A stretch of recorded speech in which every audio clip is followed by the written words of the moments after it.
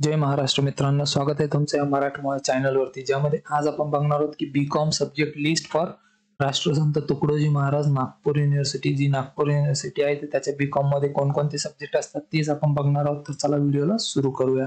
तर बघा, first year मध्ये सगळ्यात आधी इंग्लिश हा सब्जेक्ट असेल तुम्हाला. त्यानंतर सेकंड लँग्वेज असेल मराठी किंवा हिंदी, तुम्ही घेऊ शकता दोन्हीपैकी.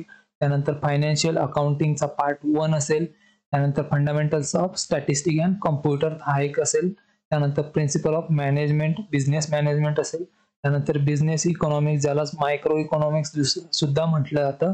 त्यानंतर सेकंड इयर मध्ये तुम्हाला फायनान्शियल अकाउंटिंगचा पार्ट 2 असेल. त्यानंतर कॉस्ट अँड मॅनेजमेंट अकाउंटिंग हा एक सब्जेक्ट असेल. त्यानंतर बिझनेस कम्युनिकेशन हा एक सब्जेक्ट तुम्हाला इथे शिकवला जातो.